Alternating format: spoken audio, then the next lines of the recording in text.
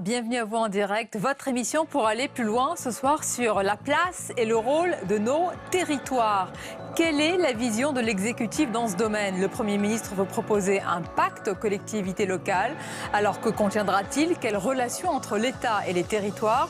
C'est un sujet qui nous concerne tous car il touche au service public, à l'investissement local, bref à notre vie quotidienne. Sur tous ces aspects, le débat avec de nombreux invités à notre compagnie. Heureux sont les tout nouveaux bacheliers qui ont décroché aujourd'hui le fameux sésame. Mais le baccalauréat est-il encore un véritable sésame? Quelle est réellement l'utilité de ce qui reste bien sûr un repère dans notre société? Le gouvernement prévoit une refonte du bac. Sur ce sujet et plus largement sur la méthode du ministre de l'Éducation, le match des idées opposera l'essayiste et académicien Jean-Marie Roire à Frédéric Rollet, professeur de lettres et secrétaire général du SNES-FSU. Enfin, Simone Veil est racontée par ses fils et Simone Veil qui reposera au Panthéon avec son époux. Entre intimité et universalité, ce fut une cérémonie d'hommage national émouvante et forte. Nous en parlerons avec l'une de ses biographes, auteure de Simone, éternelle rebelle, Sarah Briand, pour le grand entretien tout à l'heure. Voilà pour le programme, merci d'être avec nous. Vos réactions avec le hashtag OVPL. Et avant notre premier débat, voici le tour d'horizon de l'actualité du jour.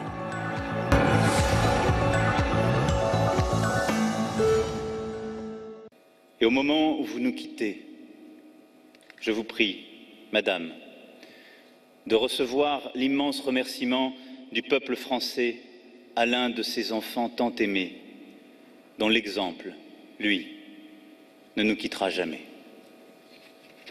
C'est pourquoi j'ai décidé, en accord avec sa famille, que Simone Veil reposerait avec son époux au Panthéon.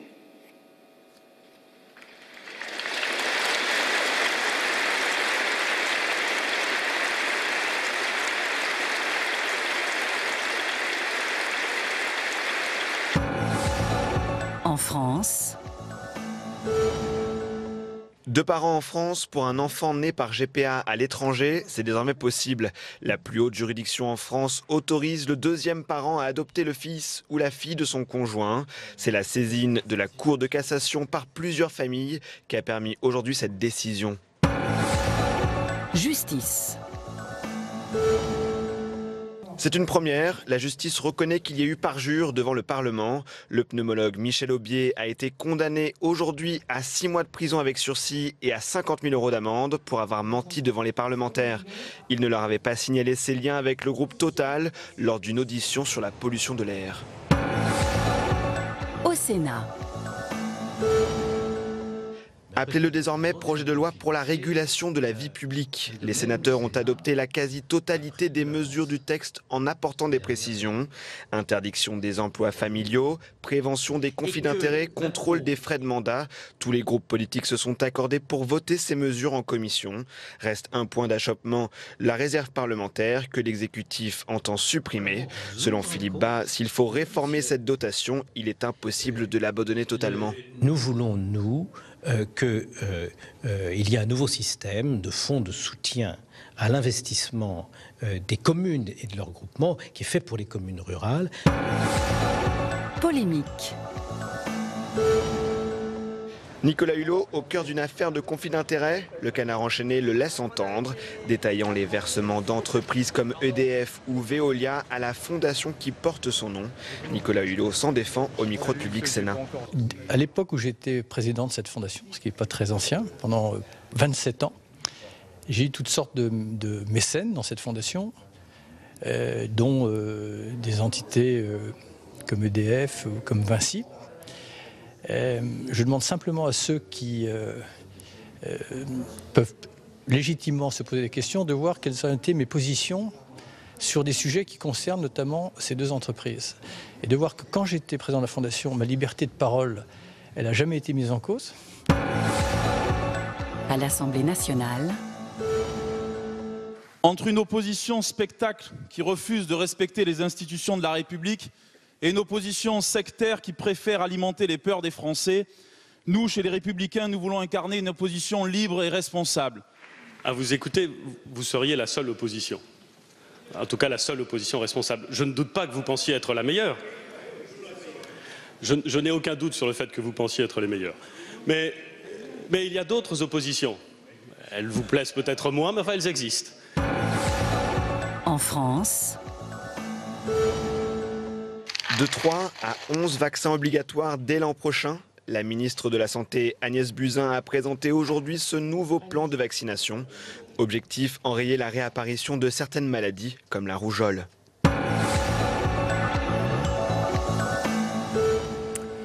Et au menu de notre débat ce soir, cette question. Quelle France sous Macron et plus précisément quelle vision et quel rôle pour nos territoires? Le Premier ministre a précisé que les collectivités locales devraient faire davantage d'efforts pour réduire les dépenses. Mais comment les réduire sans mettre en danger l'offre de services publics et l'investissement local? L'équation est compliquée, elle touche aussi à notre quotidien. Et puis quelle relation aussi entre l'État et les territoires? On va en parler avec nos invités ce soir. Hervé Lebras, bonsoir. Bonsoir. Bienvenue, vous êtes démographe, chercheur émérite à l'Institut national d'études démographiques, auteur notamment de Malaise dans l'identité aux éditions Actes Sud. Alexandre Malafaille nous accompagne, bonsoir. Président fondateur de think tank Sinopia. Philippe Laurent, bonsoir et bienvenue à vous. Secrétaire général de l'Association des maires de France et maires de Sceaux. Et Bruno Dive, bonsoir. Bonsoir. Éditorialiste à Sud-Ouest. Alors messieurs, avant d'entrer dans le vif de notre débat, je vous propose de tracer les contours, de tenter de tracer les contours de la vision, en tous les cas, de nos territoires par ce duo exécutif. Les détails avec Quentin Calmet. La date n'est pas encore tout à fait arrêtée, mais c'est au Sénat qu'elle aura lieu. La grande conférence des territoires, qui doit réunir tous les représentants des collectivités, se tiendra mi-juillet au Palais du Luxembourg. Ces chantiers poursuivent un objectif. Combler le fossé qui se creuse entre deux France que certains voudraient opposer, entre deux France qui se vivent parfois comme entrant en opposition, mais entre deux France qui ne peuvent pas réussir l'une sans l'autre. J'entends par là, évidemment, la France des métropoles mondialisées et celle dite périphérique. Avec deux priorités pour l'exécutif, la lutte contre les déserts médicaux et la numérisation de l'ensemble des territoires. Autre dossier pour le gouvernement, la structure du millefeuille territorial. Depuis 2 jours, Édouard Philippe le répète, il ne faut plus que 2 échelons de collectivités en dessous des grandes régions. Communauté de communes, départements, villes, le Premier ministre veut définir un nouvel équilibre entre ces échelons. Une question sensible pour des collectivités qui se remettent à peine du Big Bang territorial des 2 derniers quinquennats. Tout d'abord, juste après ces derniers jours et les derniers discours, les différents discours, Hervé Lebras, à la fois du président et du Premier ministre, sur ce sujet précis des territoires, est-ce qu'on en sait plus sur la vision du gouvernement, de l'exécutif, de manière générale? C'est quand même assez vague. Il y a, on vient de le voir, il y a au fond du nouveau et de l'ancien. L'ancien, c'est réduire le nombre d'échelons territoriaux. Donc on va voir réapparaître la question de la suppression des départements ou du regroupement des communes. Il ne faut pas oublier que c'était une recommandation du rapport Attali dont Macron était le rapporteur général. Donc on va revenir sur cette question et ça c'est le côté ancien. Le côté plus nouveau, j'ai trouvé, c'était la question des délégations de compétences. C'est-à-dire qu'au fond le gros problème en France du millefeuille territorial, c'est pas tellement qu'il est millefeuille, c'est que chacune des feuilles s'intéresse à chaque problème. Donc la question est au fond qu'une des feuilles s'intéresse à un problème. Ça suppose d'abord que la question de la compétence générale, chaque fois on nous dit qu'elle est réglée, qu'elle soit enfin réglée, qu'on définisse déjà des niveaux. Et puis ensuite, qu'il y ait des délégations de compétences. Et il a prononcé le mot, il a aussi prononcé le mot de... qu'on puisse faire des expériences ou des essais. Donc il y a là-dedans, je pense, un certain relâchement. Le nouveau et l'ancien monde, si on peut dire. Il y a un certain, relâchement de la pression parisienne ou de la pression centralisatrice qui est quand même sensible dans ce discours. On va entrer dans les détails. Le Premier ministre Bruno Dive, c'est un connaisseur de ces collectivités locales. C'est un élu qui est quand même reconnu avec un fort ancrage au Havre. Il connaît normalement la vie, les difficultés des territoires. On peut opposer cette connaissance-là à celle d'Emmanuel Macron. Ce n'est pas un élu, il n'a pas du tout ce parcours-là. Il le revendique d'ailleurs, mais ce sont 2 approches qui vont devoir s'harmoniser. Oui, de ce point de vue-là, ils se complètent parfaitement. Je pense que c'est même un des critères qui a présidé au choix d'Emmanuel Macron comme Premier ministre. Le principal, c'était évidemment son appartenance politique, il y avait l'âge, mais il y avait aussi le fait que ce soit un élu, un parlementaire d'abord, donc quelqu'un qui connaisse le Parlement, c'était important pour lui, et un élu local, un grand élu local, puisqu'il est maire du Havre, pas depuis très longtemps, parce qu'il est maire seulement depuis 2010, ce qui n'est pas beaucoup par rapport à d'autres, mais qui connaît quand même toutes ces problématiques.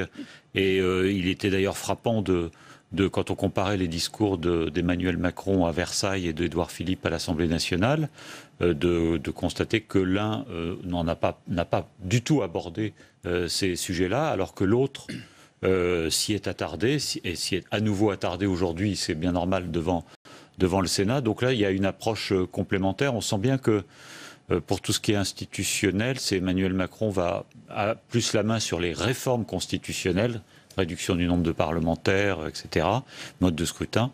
Édouard Philippe sera plus allant sur les questions qui sont peut-être moins grand public, moins spectaculaires, mais de nouvelles répartitions, de nouvelles compétences des collectivités locales. Mais ce qui est frappant, j'y pensais en écoutant Hervé Lebras, c'est que ça n'a pas été un sujet très important de campagne électorale. Moi, je me souviens, il y a déjà longtemps maintenant, de Jean-Pierre Raffarin, nommé Premier ministre. Lui, il considérait qu'il avait été Premier ministre, nommé pour engager une importante réforme de la décentralisation, qui d'ailleurs n'a pas eu lieu parce que Chirac n'en voulait pas, mais c'était un sujet à l'époque. Là, cette fois-ci, cette année, ça n'était pas vraiment un sujet, mais il semble qu'Édouard Philippe veuille tout de même le mettre. On va le voir, en tous les cas avec vous, c'est un sujet qui nous concerne vraiment au plus près, notre vie quotidienne, l'investissement local, les services publics. Généralement, quand on touche à ce genre de sujet, Philippe Laurent, il ne faut pas être hors sol, comme on dit. C'est ce qu'on reproche souvent à ceux qui veulent mettre la main vraiment dans ce dossier. Ce n'est pas le cas du Premier ministre. Est-ce que déjà, cela vous inspire confiance pour la suite? Écoutez, d'abord, je suis frappé de l'utilisation à tout bout de champ du mot territoire. C'est un mot assez simple, assez facile à utiliser, parce que pour finir, ça ne veut pas dire grand-chose. On peut mettre derrière ce qu'on souhaite. Nous sommes des élus au suffrage universel dans des collectivités territoriales, communes, départements et régions. Et donc, ce que nous attendons, d'abord, c'est une reconnaissance de notre action, mais surtout, non pas un pacte, parce que le mot pacte, non, ni une charte, on attend des contrats, une démarche contractuelle entre l'État et les collectivités territoriales, pour mettre en œuvre donc pratiquement toutes les politiques publiques, parce que nous sommes maintenant donc intéressés à tout. Donc c'est ce qu'on attend. Donc ce sont des choses très précises. Alors de ce point de vue, naturellement, le Premier ministre a dit un certain nombre de choses intéressantes.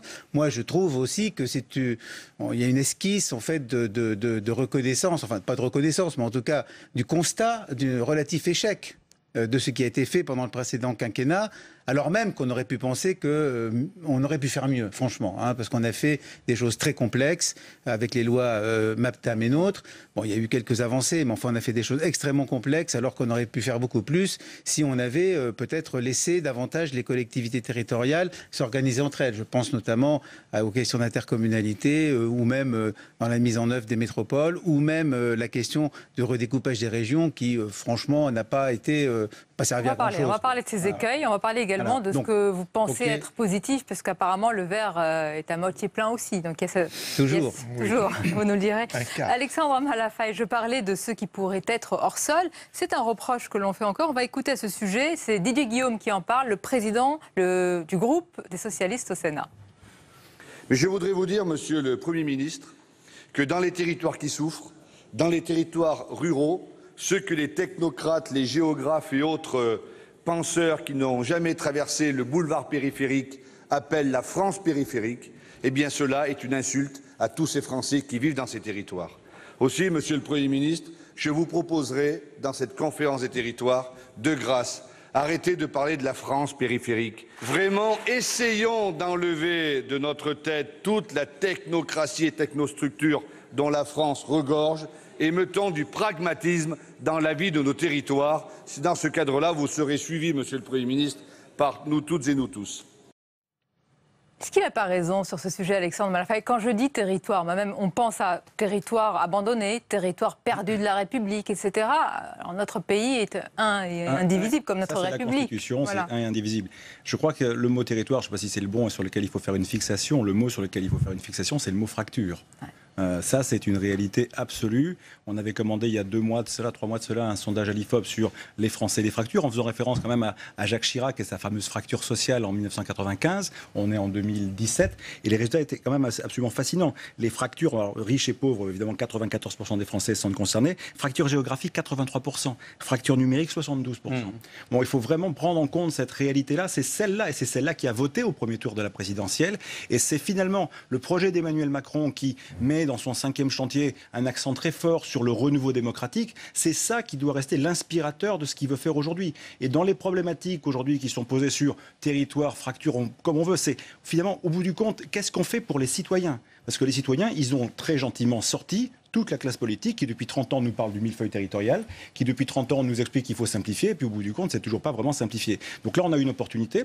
Est-ce qu'on va le faire vraiment ? J'en sais rien, mais il faut juste regarder cet aspect-là. Et dans les mots-clés qui viennent derrière, il ne faut pas perdre de vue que, voilà, décentraliser, peut-être, pourquoi pas, mais où est-ce qu'on met le citoyen ? Comment est-ce qu'on l'associe ? Comment est-ce qu'on prend en compte cette démocratie participative ? Pas directe, hein, je dis bien participative. Comment est-ce que tout ça interagit ? Et finalement, l'architecture, et après la place des élus, elle viendra presque dans un deuxième temps. Mais remettons bien le citoyen au centre de ces objectifs-là. L'intérêt général, au fond. L'intérêt général. Associons bien les acteurs économiques, parce que, là encore, réfléchir à une architecture politique, si in fine, ça ne crée pas d'emploi, si ça ne crée pas d'affaires, s'il n'y a pas de réindustrialisation, en tout cas de rééconomie de ces territoires-là, on va avoir quoi ? Un système en vase clos, avec globalement le facteur, le médecin, le contrôleur des impôts, tous ces gens qui vivent dans leur territoire, pour le coup, mais qui ne peuvent pas créer de richesse. Donc, à la fin, vous ne faites qu'appauvrir collectivement. On le voit bien avec ce qui se passe à la souterraine. Donc c'est vraiment ça qu'il faut avoir en tête. Et moi, j'ai un regret quand même par rapport à cette démarche globale qui est portée, dont on voit bien qu'elle est menée par Emmanuel Macron avec une impulsion certaine, mais c'est que la cohérence, la vision de cohérence de cet ensemble mériterait qu'on le replace. C'est ce qu'on avait demandé. Alors je vais encore militer pour notre fameux Grenelle de la démocratie, mais dire allons-y, ne séquençons pas toutes ces réflexions, la moralisation d'un côté, les territoires, l'organisation du pouvoir. Mettons tout à plat une bonne fois, et puis à ce moment-là, on fait un ensemble et il est cohérent. Et ça, les Français peuvent acheter ça. Oui, ça c'est ce que recommande Mélenchon d'ailleurs. Hein. Oui, mais il appelle ça la 6e République. Et je pense qu'on peut garder la 5e, la moderniser sérieusement, mais pour autant faire les choses de manière organisée et non pas séquencée comme ça là. Non, mais vous lui reconnaissez de bonnes idées parfois, là, comme celle-ci. Exactement. On va parler des pistes qui vont dans le sens de ce que vous dites, Alexandre Malafaille. Mais sur les mots, c'est toujours important avant d'entamer un débat. C'est vrai qu'il faut changer un peu notre logiciel. Didier Guillaume parlait même du logiciel des géographes, des démographes. Moi, je ne sais pas qui il visait. Non, il visait une personnalité précise qui a écrit sur la France périphérique, qui est très contestée par les démographes et les géographes, parce que c'est simplificateur. Et c'est un petit peu méprisant. En fait, vous avez parlé de fractures, mais les fractures sont multiples. Moi, je parlerais plutôt de fissures, d'ailleurs, que de fractures, parce que quand on les regarde, elles concernent certaines provinces par rapport à d'autres, certaines régions par rapport à d'autres, certaines villes par rapport à d'autres, à l'intérieur des villes, le centre des villes par rapport aux périphéries, puis aux périurbains. Donc on est face à, au fond, un puzzle. Et je crois que c'est justement, quand vous parlez de complexité, c'est aussi cette complexité qu'il faut reconnaître. Et je trouve que monsieur, puis son prénom, Guillaume, a eu tout à fait raison de critiquer cette vision trop simple. Parce que du coup, on oppose périphérie et tout de suite vient le mot métropole. Mais il y a toutes les villes, et d'ailleurs le Premier ministre a fait une allusion aux petites villes, il me semble. Donc il a bien senti qu'il y a là il y a un vrai problème au niveau des petites villes. C'est devenu le maillon faible. C'est ce que vous nous disiez tout à l'heure. Hein. Oui, d'ailleurs, dans le discours du Premier ministre, je crois qu'il a bien compris, et c'est naturellement dû aussi à son expérience, parce qu'il est à la fois, il est maire d'une grande ville, mais il est aussi président d'une communauté d'agglomération avec toute une série de petites communes, petites ou moyennes communes autour. La communauté d'agglomération à Vresse, qui est quand même important. Oui, donc je pense qu'en effet, il connaît très bien tout cela, il l'a bien senti. Nous disons qu'on ne peut pas réussir, de toute façon, la France, on ne peut pas réussir le redressement de la France sans les collectivités territoriales, et notamment sans les communes. Et on retrouve à travers ce qu'a proposé ou ce qu'a évoqué donc le Premier ministre, on retrouve toute une série de thèmes que nous avons évoqués, notamment dans le manifeste de l'AMF. La fracture... Un exemple, donnez-nous vraiment une mesure emblématique de votre manifeste. Oui, les deux éléments de fracture ou de fissure, sur la santé et le numérique, pour nous, ce sont les deux éléments essentiels. Voilà, si on parvient dans les années qui viennent à résoudre ces deux éléments. Pour moi, la fracture numérique, elle est assez simple à résoudre. Hein, c'est un problème. La proposition, c'est l'accès au très haut débit au plus tard d'ici à 2022. Mené probablement d'ailleurs par une structure nationale, parce qu'il faut y aller, c'est comme au temps du téléphone, hein, c'est de 22 annières, voilà, bon, c'est pareil. Non, mais il faut s'y mettre à bon coup. Oui. Voilà, il ne faut pas chercher à déléguer ça à des opérateurs qui, de toute façon, freinent des cas de fer parce que ça ne rapporte pas, etc. Donc, il faut une intervention publique forte. Pour la santé, c'est un peu plus compliqué, on pourra en reparler. Donc, évoquer aussi le rôle des petites villes, qui est un rôle essentiel. Hein. Vous savez, il y a quand même à peu près encore 20 millions de Français qui vivent dans des communes de moins de 10 000 habitants. Hein. Voilà. Alors, ces communes, elles sont parfois en lien avec des plus grandes villes, naturellement. Mais voilà, et c'est ça la réalité de notre pays. Et je crois que les maires, ils ont une capacité aujourd'hui à être un peu des ensembliers de tout ça. C'est-à-dire que lorsque vous parliez de différences ou des ruptures qui peuvent y avoir entre les centres-villes et les quartiers périphériques. Mais les maires savent à peu près régler ça. À peu près, c'est pas toujours parfait, mais ils savent à peu près régler. Donc, je crois qu'il faut vraiment faire confiance. Oui. Il y a la confiance et puis il y a le nerf de la guerre. Le nerf de la guerre, c'est quand même l'argent. Oui, on va en parler parce que là, c'est le verre à moitié vide. Bruno Dive, très sévère sur ce sujet. La Cour des comptes adresse quand même d'ailleurs un petit satisfecit. Je l'ai retrouvé dans l'audit au gouvernement Valls pour avoir imposé une baisse de 12 milliards et demi. Moi, j'avais vu un autre satisfecit. Bon. Oui. Faut les trouver. On a cherché tous les deux. Oui, parce que j'ai remarqué que la Cour des comptes avait donc estimé que les économies qui avaient été réalisées sur les 3 dernières années, 2015, 2016, 2017, je crois de mémoire c'était 26 ou 27 milliards d'euros. L'État en a fait 5, il n'a quand même pas fait sa part. Les collectivités en ont fait une dizaine et la sécurité sociale le reste. Donc, et on leur demande encore maintenant. Oui, moi je trouve que l'État devrait quand même s'interroger sur sa propre capacité à faire des économies ou à remettre en question un certain nombre de dépenses. Ça y est, le débat revient. C'est pas nous, c'est la faute de l'État. Non, c'est pas nous.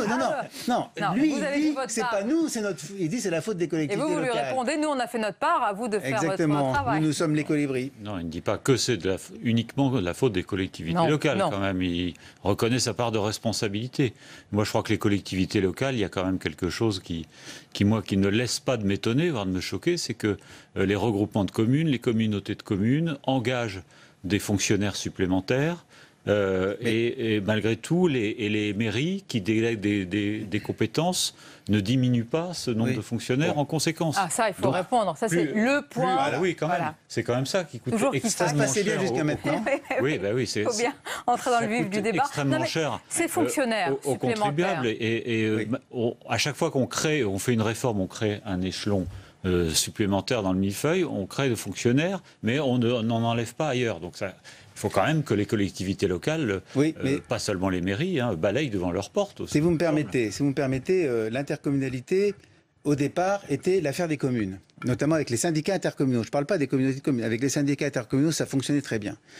C'est les communes décidaient, elles mutualisaient en réalité leur capacité à exercer un certain nombre de politiques publiques, des exemples concrets pour qu'on des syndicats de voirie, des syndicats de gestion du personnel, enfin des choses très simples, ou des syndicats pour gérer un équipement public, une école, etc. On a voulu passer à une intercommunalité de projet. Ça, c'était dans les années 90, et puis avec aussi la loi de Chevènement de 99. Nous avons été d'accord avec tout ça. Mais à un moment donné, on a franchi un cap qui était qu'il fallait absolument transférer toute une série de compétences qui n'avaient pas besoin d'être transférées. On les a transférées à l'Interco. Et là, c'est là où le problème que vous soulevez, qui est réel, a commencé à se poser. Moi, je vois chez nous, c'est dans la petite couronne, c'est un peu particulier, mais enfin, en gros, le problème est le même. On a un établissement public territorial de 400 000 habitants, avec des communes dont la plus petite a 20 000 habitants. C'est-à-dire qu'on est à même d'exercer à peu près toutes les compétences seuls. Mais il a fallu transférer les documents d'urbanisme, le PLU, la gestion des bornes incendie, tout ça a été transféré de manière obligatoire par la loi. C'est absurde. Vous nous dites, l'État vous dit, réduisez vos dépenses, mais en même temps, il ne dit pas assez qu'il vous a transféré beaucoup de... Et par ailleurs, l'intercommunalité... Chez vous, il y a le Grand Paris qui est un espèce de mais là, lui, pour l'instant, il coûte pas trop cher encore. D'ailleurs, il est même pratiquement en cessation de paiement, puisque la métropole n'a plus d'argent à partir de 2018, compte tenu d'un certain nombre de mécanismes. Mais je veux aussi souligner que lorsque les intercommunalités, par exemple, exemple, les communautés, les grosses communautés d'agglomération, les communautés urbaines se sont développées. Elles l'ont fait en développant aussi le service rendu aux habitants et à des habitants qui n'avaient pas accès à ces services. Donc pour vous, Donc, ce qui coûte, c'est un service public qui est rendu aux citoyens. Un service public qui est plus important, un niveau de service public plus élevé et qui concerne plus de monde. Philippe, vous avez beaucoup de réactions sur les réseaux sociaux. C'est Sabine Pétillon qui vous dit, on parlait tout à l'heure des fractures ou des fêlures, qu'avez-vous dit déjà des fissures. Elle dit qu'il y a aussi la fracture culturelle. Il ne faut pas l'oublier, des villages où il faut faire 20 km pour trouver un cinéma. Ça, c'est une réalité qui est vécue par des gens. Alexandre Malafaye, on va s'arrêter sur cette facture quand même, c'est important, l'argent, les dépenses. Qu'est-ce qu'on va demander aux collectivités? Déjà, il faut savoir que depuis des années, on leur demande beaucoup. On voit tout cela avec Héloïse Grégoire et on en parle juste après. 2011, premier tour de vis dans les dotations de l'État aux collectivités locales. François Fillon, alors Premier ministre, signe le premier gel de la dotation globale de fonctionnement. Pour les territoires, c'est un manque à gagner de 200 millions d'euros et une réaction brutale des élus locaux. Depuis de nombreuses années, l'État s'endette, notamment pour financer les dotations de fonctionnement qu'il verse aux collectivités. Pour nos partenaires européens, pour les marchés, pour les investisseurs, la situation des finances publiques, c'est juste la réalité et il faut voir la vérité en face si on veut ensemble trouver les solutions qui nous permettront de redresser notre pays. Second tour de vis en 2013, sous la présidence Hollande, reniant ses promesses de campagne. Il gèle à son tour la dotation globale de fonctionnement. Communes, départements et régions se sentent asphyxiés et la perspective de la suppression de la taxe d'habitation ne les rassure pas.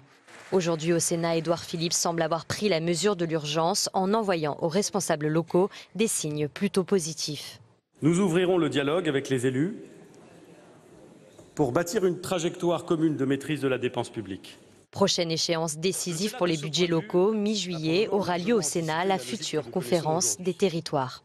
Que de tours de vis depuis de nombreuses années, Alexandre Malafaye. Et nous, les citoyens, simples citoyens, on s'inquiète de l'investissement local. Est-ce qu'il va marquer le pas à cause de tout ce qui est demandé, de tout ce qui a été demandé? Est-ce qu'on va vers cette raréfication de l'offre, etc., qui structure notre vie quotidienne? Oui, avec un paradoxe, c'est que la fiscalité locale, pour la plupart des Français, n'a pas l'air d'avoir diminué.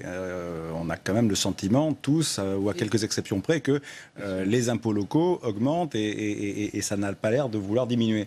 Donc il y a un problème façon de rationalisation et d'effort de gestion, ça paraît absolument évident. La vraie question, là encore, c'est comment est-ce qu'on peut gérer ces questions-là? Je remets, moi, le citoyen vraiment au centre. Comment est-ce que sur ces questions finalement de finances publiques et de finances locales, on peut remettre de l'intelligence? Il y a des initiatives intéressantes que je trouve à observer, qui sont notamment sur les budgets participatifs, où finalement on associe les citoyens et on fait du fléchage alors c'est certes modeste, mais je trouve que ça apporte une possibilité de rentrer dans une dynamique de pédagogie. Mais pour remonter d'un cran, ce qui a, à mon avis, agacé beaucoup de monde, et à juste titre, y compris nos concitoyens, c'est qu'il y a quand même une hypocrisie phénoménale qui a accompagné l'ensemble de ces opérations, à la fois de déconcentration sans transfert véritablement des moyens. On donne des compétences, mais on ne donne pas la totalité des ressources. Et alors, qui a raison? Est-ce que c'est l'État qui a raison ou est-ce que c'est les collectivités qui se défendent? En tout cas, visiblement, il y a un débat sans fin sur ces questions-là. Et je trouve que là aussi, cette espèce de suspicion qui entache en fait la question de cette bonne gouvernance-là, elle est absolument centrale. C'est le bon mot, suspicion. Oui, suspicion. Et donc, en fait, on ne sait pas où est la faute. Et il faudrait qu'à un moment donné, là aussi, il y ait un peu de responsabilité. Parce qu'à force de se renvoyer la balle, de se mistigris, les patates chaudes en disant c'est lui, c'est l'autre, etc., très bien. Mais au bout du compte, le pays ne va pas bien, quoi. À un moment donné, regardons juste les réalités en face. Et au-delà du pays, les gens, pour une partie non négligeable d'entre eux, ne vont pas bien. Donc, c'est ces questions-là, il faudrait peut-être poser de manière un peu sérieuse. Et là encore, je reviens sur cette idée de renouveau démocratique. Si on pouvait nous inventer enfin quelque chose qui soit un peu plus cohérent en matière de capacité à générer du lien de confiance entre les élus et les gouvernés, et puis donc de reprendre en main finalement cette relation de confiance dans les territoires, ou en tout cas dans les régions au plus près du terrain, avec ceux qui peuvent co-construire à la fois la loi et les projets, les citoyens, les remettre au cœur, je crois que c'est vraiment essentiel. Mais pour l'instant, vous avez dit le mot suspicion. Pourquoi cette relation si particulière entre État et collectivité? Et est-ce que c'est une spécificité française, Hervé Lebrun? Je pense qu'il y a aussi un problème. Alors, mon voisin, peut-être, ne sera pas entièrement d'accord, mais il y a quand même des choses qui marchent bien au niveau des échelons des collectivités territoriales. Je pense que ce sont les départements et les communes. Pourquoi il marche bien? Il y a une question aussi d'un très long passé. Les communes ont pris la suite des paroisses en 1791.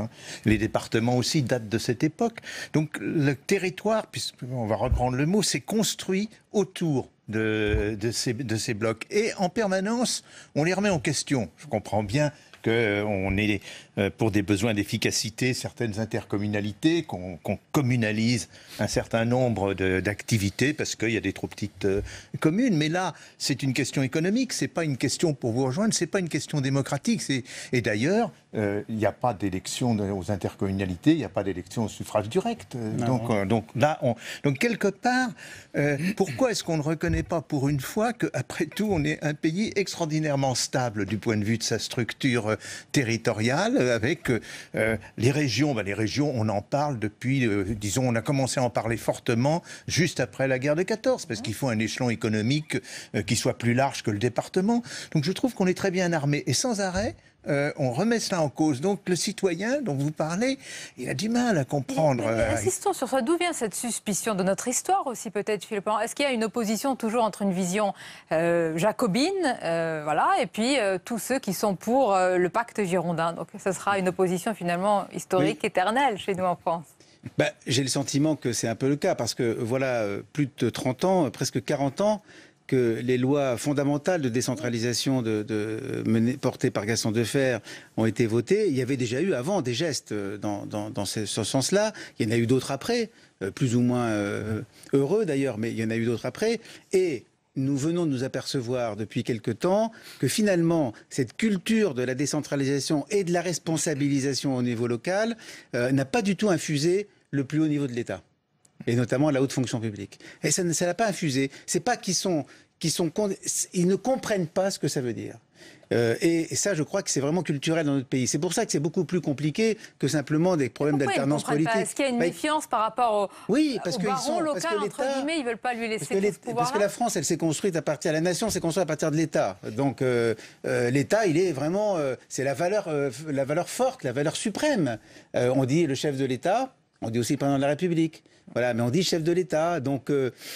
voilà, et comment résoudre ça? C'est une révolution culturelle, non pas dans les collectivités, pas forcément chez les citoyens, mais au plus haut niveau de l'État et au niveau de la haute fonction publique. Ça, c'est un vrai sujet, parce que la haute fonction publique de l'État a la conviction, mais ils ne le font pas pour nuire, ils le font parce qu'ils en sont convaincus, c'est pour ça que c'est compliqué, qu'en fait, elle est la seule à incarner l'intérêt général. Alors, et qu'elle sait ce qu'il faut faire. Il y a presque une vision presque infantilisante alors de nos territoires. Ils ne peuvent pas se prendre en charge et nous prendre en charge. Bien sûr, il y a pour un certain nombre. Voilà, je vous donne un exemple. On va avoir la conférence des territoires. Oui. Et tout à l'heure, vous parliez de fiscalité. Mais naturellement, on a décentralisé toute une série de compétences, pas forcément de pouvoir, de compétences, c'est-à-dire de la gestion qui est faite au niveau local, et on nous laisse un système fiscal local qui est totalement obsolète, avec des valeurs locatives obsolètes, etc. Donc voilà. Mais dans d'autres pays, on aurait évidemment partagé les ressources fiscales dynamiques, justes, que sont la TVA, l'impôt sur le revenu, etc. On aurait un partage, comme dans ce qui se passe dans la plupart des pays fédéraux ou à caractère un peu fédéral.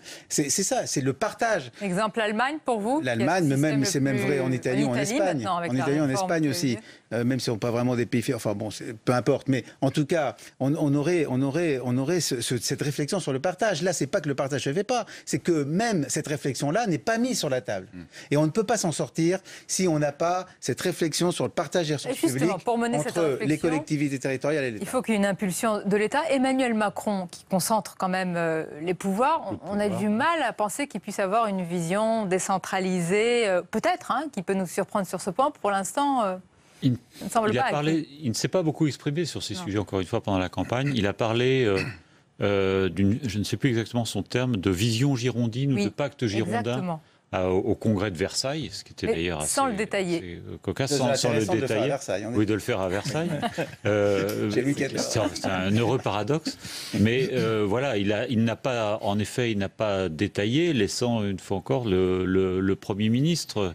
Moi, j'ai écouté avec beaucoup d'intérêt ce que vous disiez, Hervé Lebras, parce que quelquefois, je me demande en effet s'il faut absolument tout bouleverser, tout changer. Et s'il faut le faire, franchement, je n'ai pas vraiment d'opinion très arrêtée là-dessus. C'est maintenant qu'il faudrait le faire avec une majorité en début de mandat, en marche. En plus des gens qui ne sont pas élus. Donc ils peuvent donner un coup de pied dans la fourmilière si vraiment il faut donner un coup de pied dans la fourmilière. Ils sont quand même élus. Hein, ils sont pas élus locaux. Élus locaux, pardon. Élus locaux. Ils ont été élus forcément députés. Mais donc est-ce que c'est maintenant qu'il faudrait le faire? J'ai pas l'impression que ce soit la détermination d'Édouard Philippe. Donc je ne suis pas sûr qu'il se passe grand-chose de ce point de vue-là, enfin en réforme institutionnelle sur les collectivités locales. Et je crois qu'en fait, on va être dans le concret. J'espère, la lutte contre les déserts numériques. En tous les cas, dans la réforme des institutions à venir, il y a quand même la réduction d'un tiers du nombre de parlementaires. Et ça rejoint notre débat parce que Alexandre Malafaille, c'est une mesure qui est populaire chez les Français. Il suffit de voir les enquêtes sur... Ah bon Oui, je ne suis pas sûr qu'elle soit très populaire. Elle est populaire. À réduire le nombre de parlementaires, elle est populaire dans les programmes des partis politiques au moment de la présidentielle. Mais je ne suis pas certain, je n'ai pas de sondage qui prouve qu'elle soit très populaire. Malgré tout, est-ce qu'il y a encore là un risque d'affaiblir justement la proximité, le lien avec l'élu, avec d'abord entre le citoyen et l'élu de proximité? On dit qu'il faut réduire. Si on compare justement, vous avez parlé de l'Italie, ils ont réduit, même divisé par 2 le nombre de parlementaires. Nous, ça va être un tiers. Mais malgré tout, est-ce qu'on peut perdre cette proximité? Parce qu'on voit l'avantage, mais on ne voit pas l'écueil. Non, mais on a vu quand même un peu plus de 900 parlementaires depuis maintenant une trentaine d'années. On voit le résultat. Donc finalement, on peut peut-être s'en passer d'un peu moins et d'une partie. Et puis ça ne changera sans doute pas grand-chose par rapport en fait à ce que les Français attendent de leurs élus et notamment de leurs parlementaires. On ne va pas perdre de vue qu'on parle de parlementaires. On ne parle pas d'élus locaux ou d'élus de proximité. Aujourd'hui, le rapport est d'1% 20 000. Demain, il sera peut-être pour d'1% 80 000. Ce n'est pas le sujet. Ce qui est le sujet, en revanche, ce serait de s'interroger finalement sur d'abord comment on fabrique les parlementaires, d'où ils viennent. Est-ce qu'à un moment donné, avoir une expérience... Là, ils viennent de partout. Voilà, mais est-ce que quand même, malgré tout, une expérience politique locale peut avoir du sens? Et est-ce que, deuxièmement, autant moi je suis contre le cumul des mandats, au sens exécutif d'un côté et puis législatif de l'autre, en revanche, je trouverais très bien qu'on encourage, voire pourquoi pas qu'on institue une espèce de droit de siège dans une collectivité locale pour tous les parlementaires, notamment, alors les sénateurs souvent le cas, mais notamment les députés, pour qu'on garde ce lien entre le local et le national, parce que malgré tout, c'est très important. Mais après, il ne faut pas perdre de vue que la mission comme d'un député, c'est, si on parle des députés, on est au Sénat, mais d'un sénateur, c'est quand même essentiellement de fabriquer la loi. Donc c'est pas là-dessus qu'il faut les déporter en leur disant tout d'un coup, oui, mais bon, le lien local, aller rencontrer les gens, mais on veut quand même qu'ils soient naturellement. Oui, mais enfin, c'est ce qu'ils opposent à chaque fois qu'on leur dit attention, on va réduire le nombre de parlementaires. Mais ça, c'est des argumentaires de conservatisme pour surtout ne rien changer à rien. Mais là, effectivement, comme ils sont tous nouveaux et qu'il va y avoir un écrémage sans doute dans les quelques mois et les années qui viennent,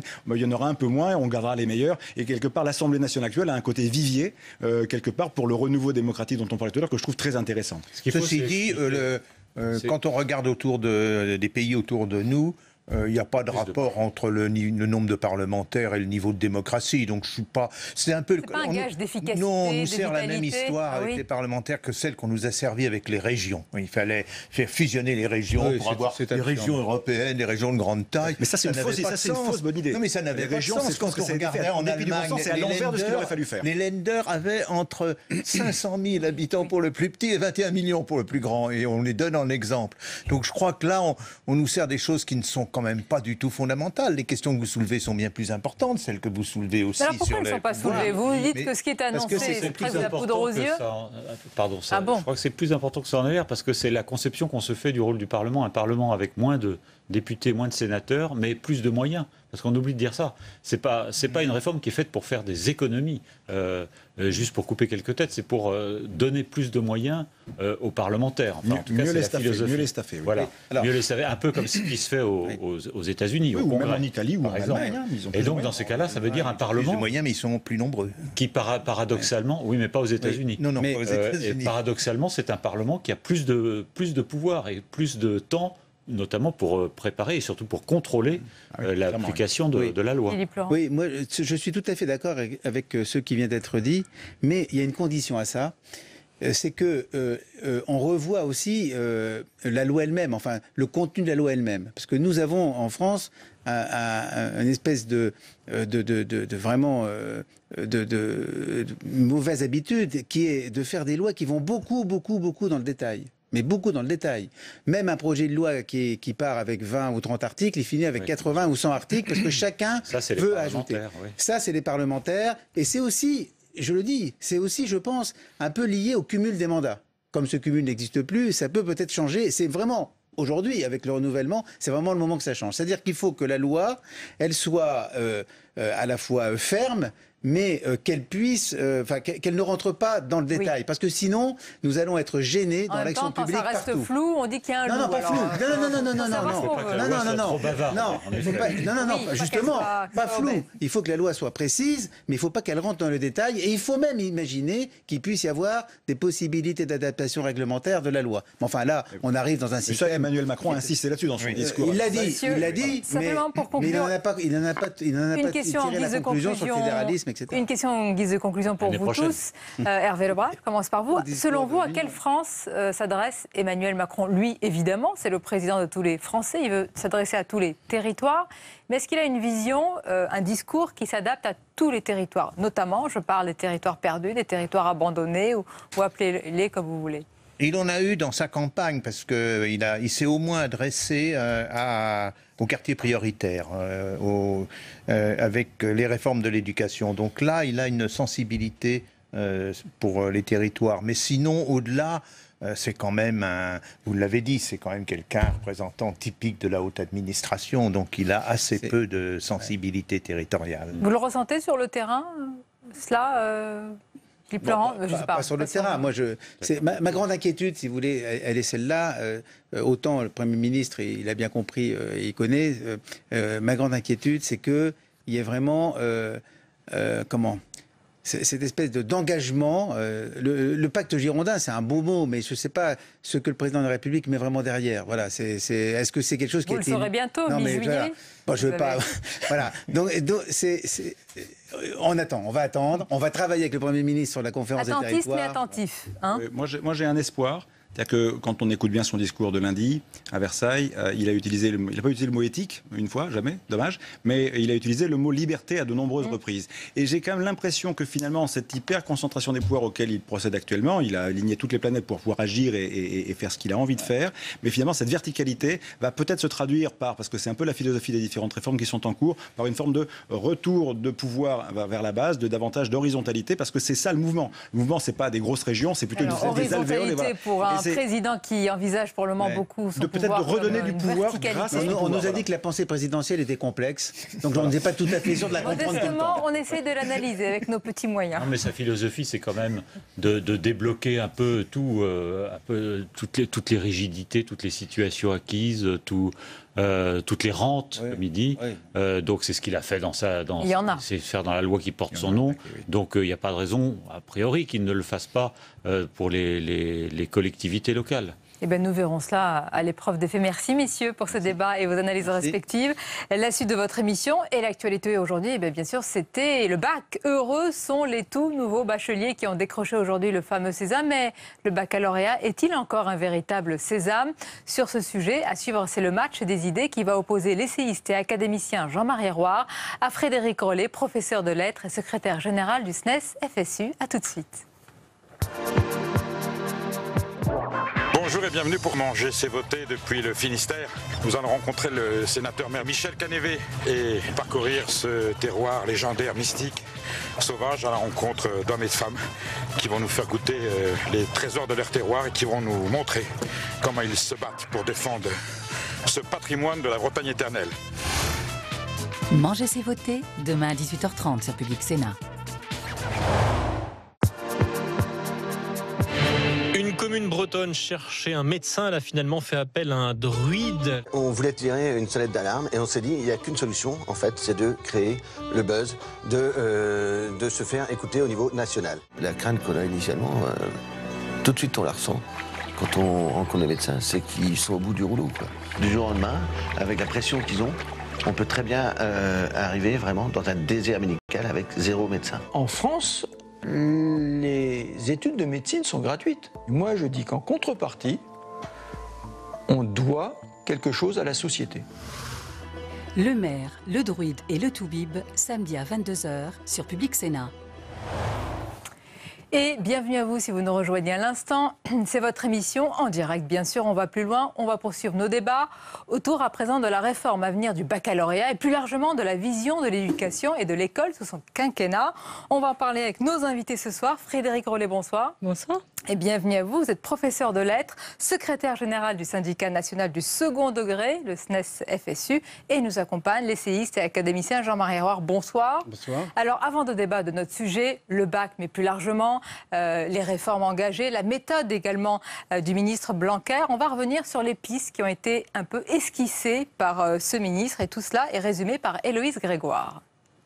Ce sont les traditionnels cris de joie pour certains et de pleurs pour d'autres. Fin du suspense pour les 720 000 candidats au baccalauréat, un examen qui risque de connaître de sérieux changements au cours du quinquennat. Lors de son grand oral hier devant les députés, Édouard Philippe a promis l'évolution du précieux sésame. Une concertation sera lancée dès la rentrée prochaine pour resserrer les épreuves finales autour d'un petit nombre de matières et définir ce qui relève du contrôle continu. Dans son programme, Emmanuel Macron avait annoncé son intention de limiter le nombre de matières obligatoires à 4 et le reste des épreuves en contrôle continu. L'objectif du gouvernement est de remuscler le bac, le rendre plus utile aux lycéens afin de les préparer à l'université. Mais nous conduisons 60%, mesdames et messieurs les députés, de bacheliers à l'échec en licence. Enfin, scandale absolu, des bacheliers, y compris parmi les plus méritants, se retrouvent exclus par tirage au sort des filières universitaires qu'ils ont choisies. La réforme de l'examen devrait être lancée dès 2018 pour aboutir en 2021. Un véritable changement pour un diplôme qui n'a pas été réformé depuis 1993. Voilà, ça n'a pas été réformé, mais la refonte, la réforme du bac, c'est vraiment un sujet permanent dans notre pays. Habituellement, d'ailleurs, ce n'est pas un sujet qui est mis sur la table en début de mandat.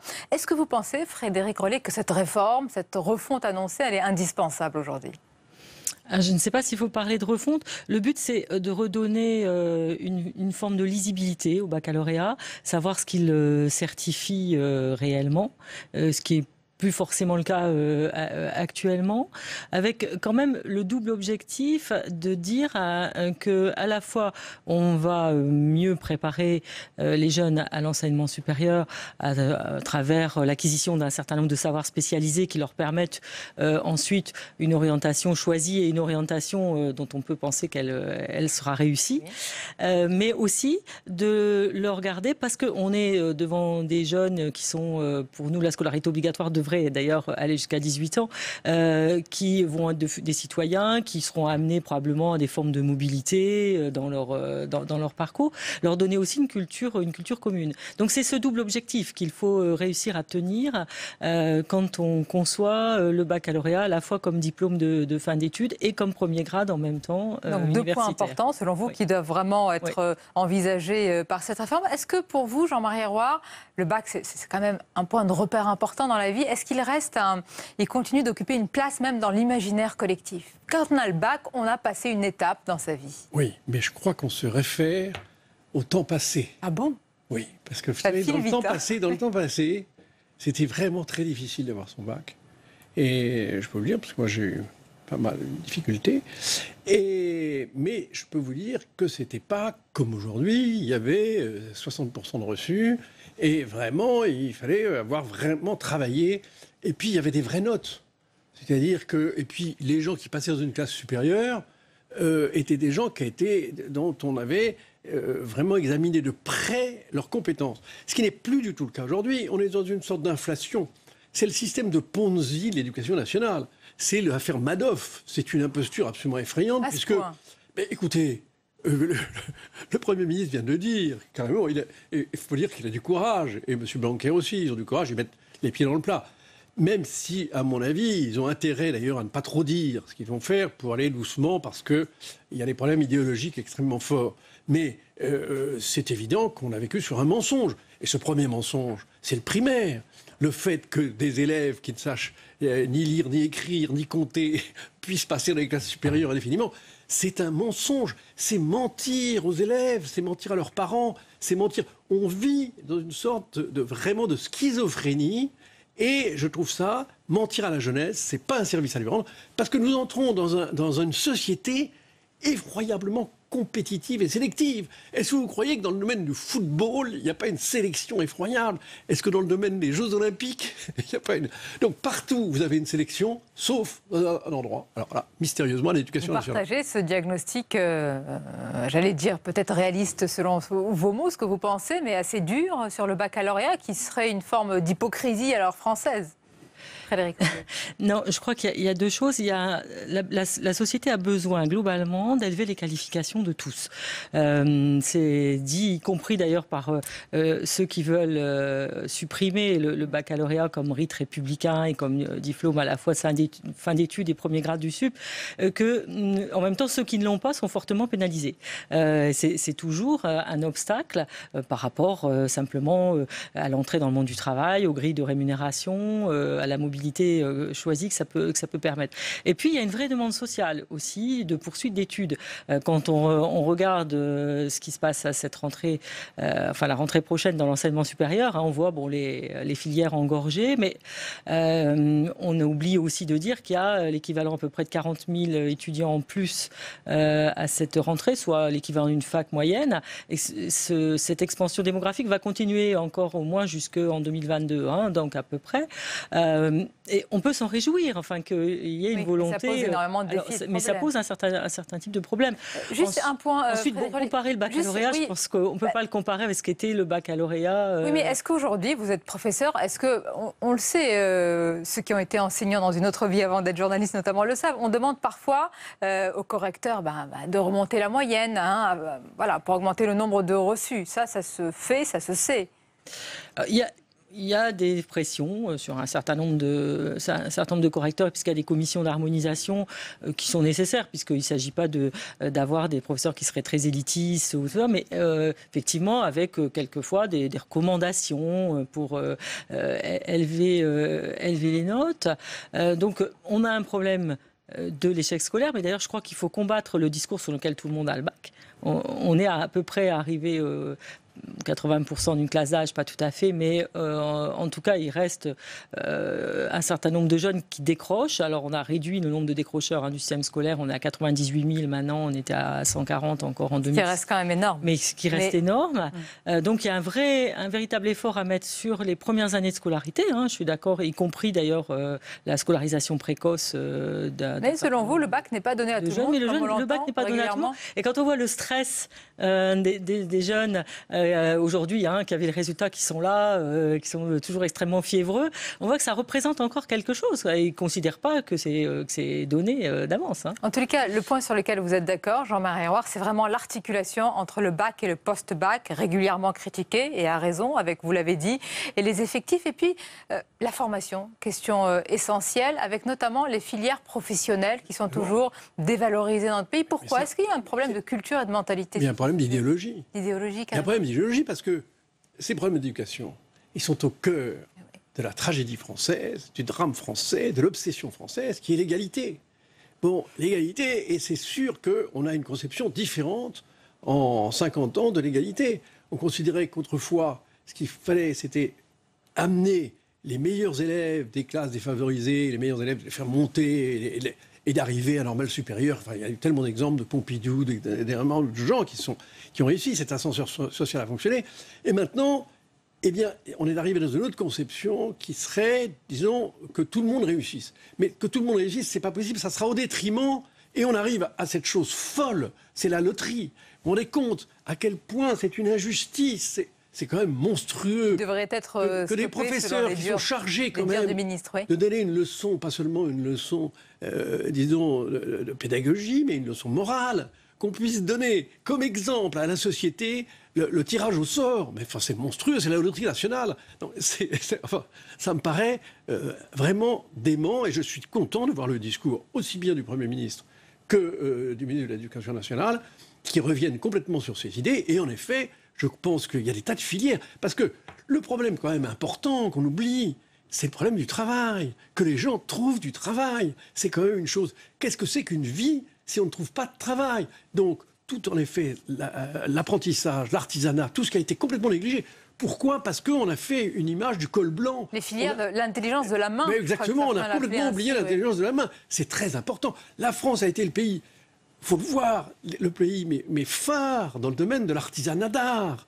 Et maintenant, c'est terminé. Il faut aller en Italie, si vous voulez. Frédéric, est-ce que ça suppose un changement de mentalité, de culture pour mettre en valeur, mais pas les mettre en valeur simplement pour en parler, pour expliquer combien ils sont importants dans notre société, pour notre tissu social, économique, tous ces métiers-là? Est-ce qu'on est en retard sur ce point encore?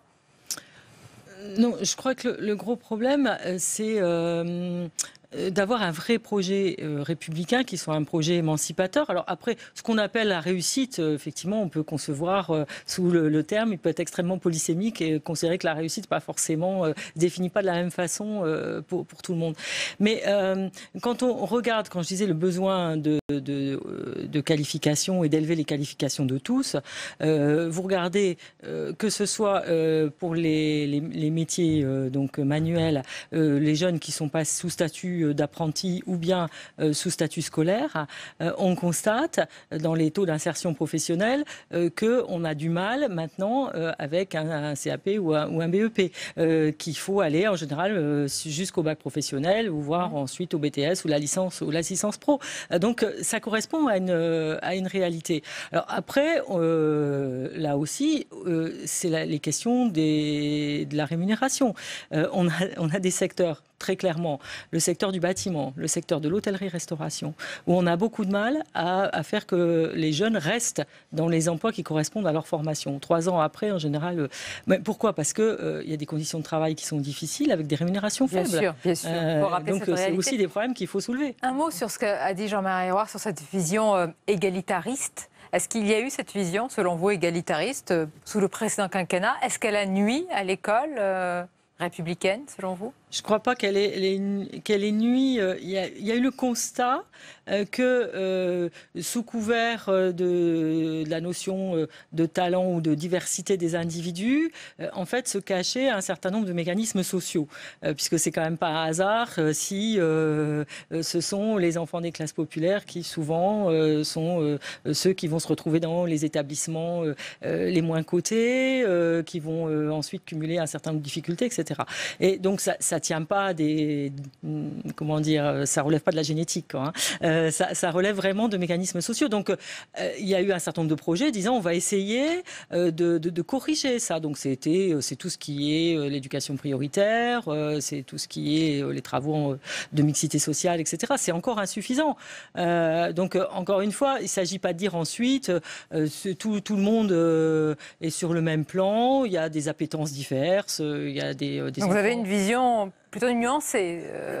Oui, mais je crois qu'il faut quand même avoir un vrai projet républicain qui est de dire... Est-ce que c'est le cas? Est-ce qu'il est mis en œuvre aujourd'hui, selon vous, ce projet républicain? Il y avait un présupposé idéologique chez Mme Belkacem, quand elle a voulu supprimer le latin, le grec et même quasiment l'orthographe. C'était avec un présupposé qui voulait dire la bourgeoisie utilise le latin et le grec pour une domination sociale. Ce qui est quand même rentré, je suis désolé, c'est rentré dans une conception politisée des besoins culturels que je trouve affreuse, que je trouve en plus complètement fausse, parce que justement, ce qu'il y a d'extraordinaire, c'est de comprendre, de faire comprendre à quel point notre civilisation a été conçue dans un dialogue permanent entre le latin, le grec et le français, à quel point c'était un dialogue permanent.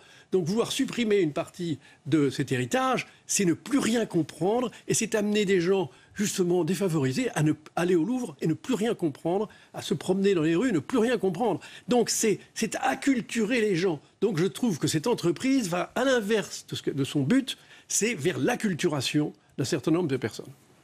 Sur ce débat-là, qui avait vraiment suscité beaucoup d'émoi il y a quelque temps. Nous avons été les premiers au SNES-FSU à critiquer la réforme du collège, parce que justement, on ne regardait pas comment on allait donner une formation plus riche à l'ensemble des jeunes, et notamment ceux des établissements ZEP, etc., mais en disant on va supprimer. Les disciplines ne sont jamais en elles-mêmes élitistes ou non. C'est à un moment l'utilisation, l'instrumentalisation sociale qui fait que telle ou telle discipline, c'était la culture humaniste à une époque. Maintenant, c'est plutôt contraire. Enfin, quand on parle de la série S, c'est plutôt les mathématiques. Donc, ça ne tient pas intrinsèquement, j'allais dire, aux disciplines. Nous, on était plutôt pour l'idée de regarder à élargir justement le champ des élèves qui pouvaient faire, par exemple, des langues anciennes. Et aujourd'hui, comment vous décririez la méthode du ministre Blanquer, Jean-Marie Roy? On a l'impression qu'il avance à pas de loup, très prudemment, mais quand même, quand on voit un petit peu tout ce qui est prévu, c'est un train de réforme. Oui, mais je trouve que c'est très intelligent, c'est qu'il ne veut pas, disons, aborder les choses idéologiquement, de front, en disant, voilà. Il va à petits pas, et dans un domaine aussi sensible, que vous connaissez bien sûr beaucoup mieux que moi, eh bien, je trouve qu'il a tout à fait raison. Il vaut mieux faire avancer tout doucement vers... Mais il avance, on l'a bien compris, enfin, il avance vers une forme de sélection, et je crois qu'on ne pourra pas s'en sortir autrement. C'est pas possible, mais sa réflexion me paraît... Et il me paraît, ce qui est formidable, c'est que pour une fois, on a l'impression que tout le monde est d'accord. Ça va aussi bien du président de la République, de Macron, le Premier ministre, jusqu'au ministre de l'Éducation nationale. Et les syndicats sont-ils d'accord ? Frédéric Rollet, parce que vous allez être, je veux dire, en face, autour de la table. Un débat politique avant, mais je crois que Jean-Michel Blanquer est complètement dans l'orientation qui est celle du gouvernement globalement, c'est-à-dire effectivement ne pas dévoiler quel est le projet global, instaurer un dialogue bilatéral avec les organisations, distiller quelques mesures. Il faudra un moment aussi qu'on sache quel est véritablement le projet, quelles sont les orientations. En plus, avec un certain nombre quelquefois d'allers et retours, puisque par rapport justement à ses premiers propos, y compris à ce que vient de dire le Premier ministre, il dit par exemple que les 4 épreuves en fin de terminale n'étaient pas forcément canoniques. On avait dit 4, mais ça aurait pu être 5, ou ça dépend. Ce serait quand même du cousu humain en fonction des séries, des voies et des séries. Mais vous-même, Madame le professeur, je voudrais vous poser des questions. Le redoublement, quand même. Vous qui pratiquez les choses vraiment, est-ce que vous n'êtes pas d'accord qu'un élève qui n'arrive pas à suivre, il faut qu'il redouble? Est-ce que c'est vraiment quelque chose de monstrueux? C'était quelque chose qui était admis, qui était normal et ça paraît être du bon sens plutôt que de la politique pédagogique. Si vous voulez, il y a un certain nombre de recherches quand même qui montrent que le redoublement précoce ne fonctionne pas bien. Les jeunes qui redoublent, notamment dans le premier degré, à l'école primaire, qui arrivent déjà en retard au collège, en général sont ceux qui vont ensuite cumuler un certain nombre de retards et alimenter des décrocheurs, par exemple, dont je parlais tout à l'heure. C'est autre chose quand on est dans le cadre du lycée, où on a affaire à des jeunes qui sont plus âgés, qui sont plus à même de faire des choix aussi personnels. Est-ce qu'on n'oppose pas sur ce sujet des études contre d'autres études? Parce que j'ai vu des études qui disent aussi l'inverse, au contraire, que le redoublement peut être non pas salutaire, c'est pas le mot. Mais je crois vraiment que ça dépend de l'âge, ça dépend de la situation, de la façon dont le jeune le vit. S'il considère que lui-même, effectivement, il a besoin d'un peu plus de temps. Quand c'est un redoublement assez précoce, en général, ça fonctionne pas très très bien. Mais le problème, c'était pas de dire on supprime le redoublement sans penser la façon de remédier. Et sur les notes, vous ne trouvez pas que... Moi, je crois qu'il y a une utilité de l'humiliation, de sentir qu'on a un 0. L'humiliation, n'allons pas jusque-là. Si, de la sanction, de la punition. Non, mais quand vous aviez un 0, oui, on s'en souvient quand on avait 0. Vous en souvenez, il y avait une humiliation. Je crois que de vouloir faire échapper les élèves à l'ensemble, justement, de la société, qui est une société où je vous promets vraiment le monde du travail, c'est pas un monde où vous échappez à l'humiliation. Vous êtes en permanence humilié, mis en face de votre inculture, de vos erreurs. Bon, c'est un monde qui ne pardonne pas. Et subitement, on aurait uniquement dans l'éducation nationale un monde de bisounours merveilleux, un conte de fées où on ne serait pas sanctionné. Moi, je trouve que c'est pas un bon apprentissage. Alors, je ne dirais pas que les élèves ne sont pas sanctionnés. Il y a des règlements intérieurs encore dans tous les établissements. Mais sur les notes, ils ont de mauvaises notes. Mais moi, je sais qu'à une époque, on faisait encore beaucoup dictées. Les élèves qui avaient 0 en dictée, qui retrouvaient un autre 0 la semaine suivante, 15 jours après, etc., avaient plutôt, c'était pas un sentiment d'humiliation, mais un sentiment à la fois de désarroi, de défaitisme, qui faisait que de toute façon, ils avaient tendance à abandonner les choses. Donc, ça, c'est une mauvaise. Alors, dans ce cas-là, oui, c'est mauvais. Oui, c'est pour ça. Je pense qu'il faut surtout pas humilier. Pour autant qu'il faut lui donner une bonne note. Il faut surtout pas humilier, mais il faut être ferme. Il faut aussi dire à un moment, il y a un certain certain nombre d'exigences. Ces exigences, tu n'y as pas souscrit. Et il va falloir se donner les moyens de faire autrement. Mais je pense que l'humiliation... Ça vous paraît être le b.a.-ba. Surtout dans l'école, où on nous demande de prôner les valeurs de la République, liberté, égalité, fraternité. Je ne pense pas que l'humiliation soit forcément le bon terme. Mais Le mot de la fin, non, moi, Jean-Marie je Roy. pense personnellement, pour avoir eu beaucoup de mauvaises notes... On a du mal à croire, monsieur l'académicien, quand même. Ou alors ça mène à tout, dans ce cas-là, c'est plutôt une bonne nouvelle. Moi, je suis un miraculé de la culture générale, mais c'est grâce à la littérature, c'est grâce... Mais c'est vrai que ces mauvaises notes, je trouve que c'est au contraire quelque chose... Avoir le sentiment de sa nullité, je trouve que pour moi, ça a été quelque chose de positif. Et d'ailleurs, j'ai toujours, très souvent, le sentiment de ma nullité, et je trouve que c'est très positif. C'est toujours un moteur. En tous les cas, merci pour ce débat et ces avis. Merci à vous. C'est un sujet effectivement permanent, éternel. En tous les cas, oui, l'éducation est quelque chose passionnel, qui concerne tout le monde. Tout à fait. On aura l'occasion d'en reparler. Merci à vous. À suivre à présent, nous allons parler de la cérémonie d'hommage national à Simone Veil. Notre invitée, la journaliste Sarah Briand, auteure d'une biographie intitulée Simone, éternelle rebelle. Et c'est à suivre après le tour d'horizon de l'actualité du jour.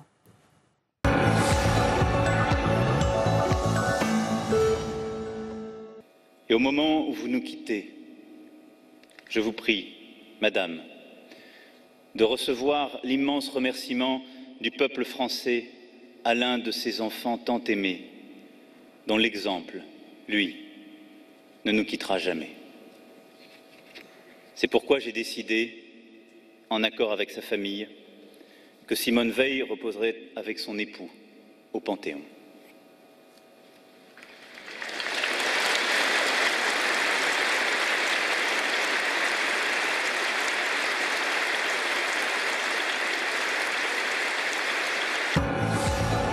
Justice.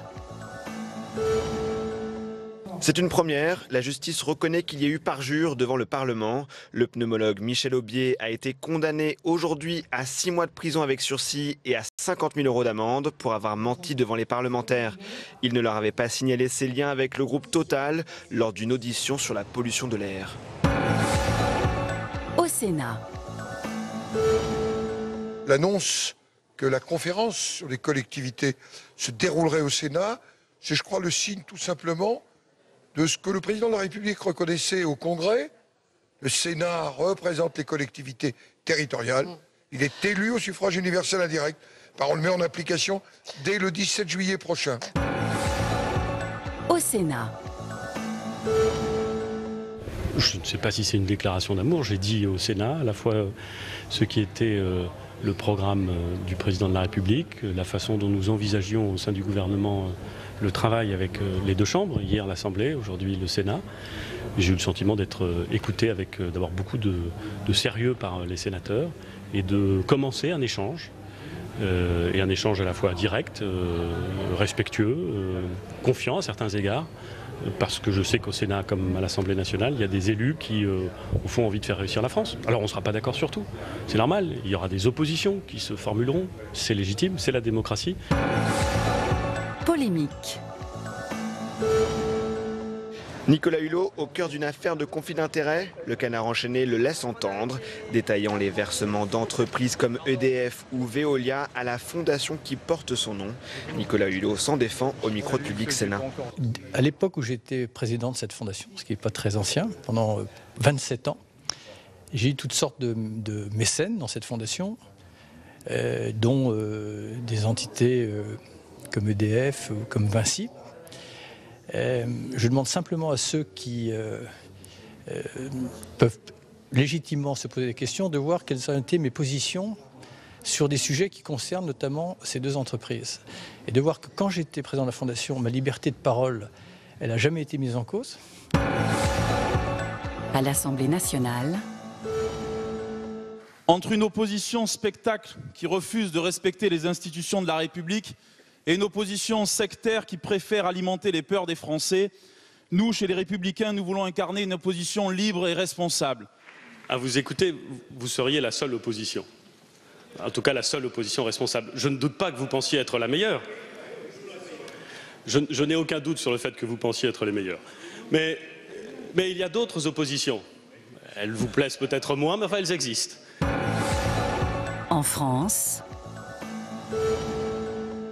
De 3 à 11 vaccins obligatoires dès l'an prochain. La ministre de la Santé, Agnès Buzyn, a présenté aujourd'hui ce nouveau plan de vaccination. Objectif, enrayer la réapparition de certaines maladies, comme la rougeole. En France... 2 parents en France pour un enfant né par GPA à l'étranger, c'est désormais possible. La plus haute juridiction en France autorise le 2e parent à adopter le fils ou la fille de son conjoint. C'est la saisine de la Cour de cassation par plusieurs familles qui a permis aujourd'hui cette décision. Mon invitée ce soir est journaliste, réalisatrice de documentaires pour l'émission Un jour un destin, pour laquelle elle a réalisé avec Laurent Delahousse un film remarqué intitulé Simone Veil, l'instinct de vie. Elle est aussi l'auteure du livre de la biographie Simone, éternelle rebelle, qui sort également en édition de poche. La voici chez Fayard.